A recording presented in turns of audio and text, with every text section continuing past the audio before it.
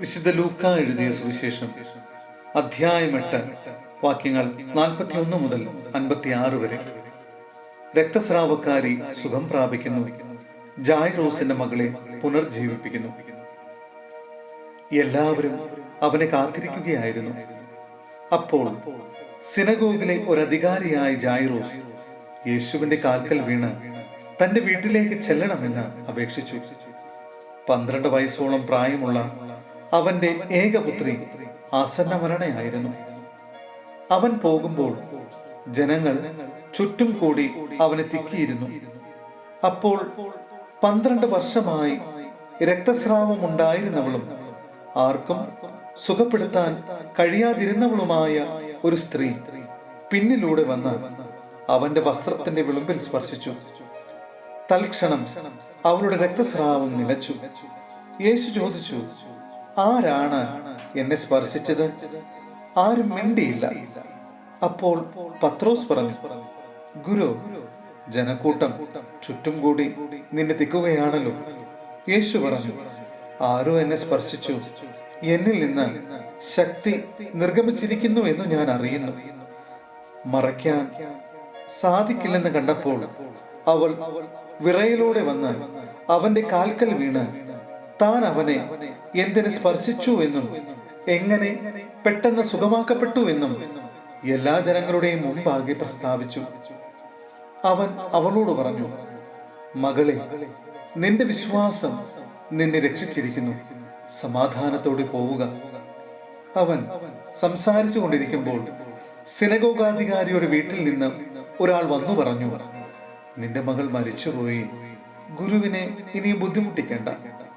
യേശു ഇത് കേട്ടു പറഞ്ഞു, ഭയപ്പെടേണ്ട, വിശ്വസിക്കുക മാത്രം ചെയ്യുക, അവൾ സുഖം പ്രാപിക്കും. അവൻ വീട്ടിലെത്തിയപ്പോൾ തന്നോടുകൂടി അകത്ത് പ്രവേശിക്കാൻ പത്രോസിനെയും യോഹന്നാനെയും യാക്കോബിനെയും പെൺകുട്ടിയുടെ പിതാവിനെയും മാതാവിനെയും അല്ലാതെ മറ്റാരെയും അനുവദിച്ചില്ല. എല്ലാവരും കരയുകയും അവളെ കുറിച്ച് വിലപിക്കുകയും ചെയ്തുകൊണ്ടിരുന്നു. അവൻ പറഞ്ഞു, കരയേണ്ട, അവൾ മരിച്ചിട്ടില്ല, ഉറങ്ങുകയാണ്. എന്നാൽ അവൾ മരിച്ചു കഴിഞ്ഞു എന്നറിഞ്ഞിരുന്നത് കൊണ്ട് അവർ അവനെ പരിഹസിച്ചു. അവൻ അവളുടെ കൈക്ക് പിടിച്ച് അവളെ വിളിച്ചുകൊണ്ട് പറഞ്ഞു, ബാലികേ, എഴുന്നേൽക്കുക. അപ്പോൾ അവളുടെ ജീവൻ തിരിച്ചു വന്നു. ഉടനെ അവൾ എഴുന്നേറ്റിരുന്നു. അവൾക്ക് ആഹാരം കൊടുക്കാൻ അവൻ നിർദ്ദേശിച്ചു. അവളുടെ മാതാപിതാക്കന്മാർ അത്ഭുത സ്തബ്ധരായി. ഈ സംഭവം ആരോടും പറയരുതെന്ന് അവൻ കൽപ്പിച്ചു. സഹോദരരെ, വിശുദ്ധ പൗലോസ്ലീഹ ഗലാത്യയിലെ സഭയ്ക്ക് എഴുതിയ ലേഖനം അധ്യായം 5 വാക്യങ്ങൾ 16 മുതൽ 26 വരെ.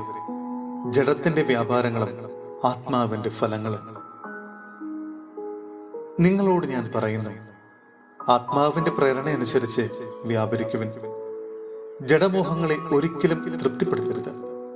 എന്തെന്നാൽ ജഡമോഹങ്ങൾ ആത്മാവിനെതിരാണ്, ആത്മാവിന്റെ അഭിലാഷങ്ങൾ ജഡത്തിനുമെതിരാണ്. അവ പരസ്പരം എതിർക്കുന്നത് നിമിത്തം ആഗ്രഹിക്കുന്നത് പ്രവർത്തിക്കാൻ നിങ്ങൾക്ക് സാധിക്കാതെ വരുന്നു. ആത്മാവ് നിങ്ങളെ നയിക്കുന്നെങ്കിൽ നിങ്ങൾ നിയമത്തിന് കീഴല്ല. ജഡത്തിന്റെ വ്യാപാരങ്ങൾ എല്ലാവർക്കും അറിയാം. അവ വ്യഭിചാരം, അശുദ്ധി, ദുർവൃത്തി, വിഗ്രഹാരാധന, ആഭിചാരം, ശത്രുത, കലഹം, അസൂയ, കോപം, മാത്സര്യം, ഭിന്നത, വിഭാഗീയ ചിന്ത, വിദ്വേഷം, മദ്യപാനം, മധുരോത്സവം ഇവയും ഈ ദൃശ്യമായ മറ്റു പ്രവൃത്തികളുമാണ്. ഇത്തരം പ്രവൃത്തികളിൽ ഏർപ്പെടുന്നവർ ദൈവരാജ്യം അവകാശപ്പെടുത്തുകയില്ലെന്ന് മുമ്പ് ഞാൻ നിങ്ങൾക്ക് നൽകിയ താക്കീത് ഇപ്പോഴും ആവർത്തിക്കുന്നു. എന്നാൽ ആത്മാവിന്റെ ഫലങ്ങൾ സ്നേഹം, ആനന്ദം, സമാധാനം, ക്ഷമ, ദയ, നന്മ, വിശ്വസ്തത, സൗമ്യത, ആത്മസംയമനം ഇവയാണ്. ഇവയ്ക്കെതിരായി ഒരു നിയമവുമില്ല. യേശുക്രിസ്തുവിനുള്ളവർ തങ്ങളുടെ ജഡത്തെ അതിന്റെ വികാരങ്ങളോടും മോഹങ്ങളോടും കൂടെ ക്രൂശിച്ചിരിക്കുന്നു. നമ്മൾ ആത്മാവിലാണ് ജീവിക്കുന്നതെങ്കിൽ നമുക്ക് ആത്മാവിൽ വ്യാപരിക്കാം. നാം പരസ്പരം പ്രകോപിപ്പിക്കുന്നവരും അസൂയപ്പെടുന്നവരും വ്യർത്ഥാഭിമാനികളും ആകാതിരിക്കട്ടെ.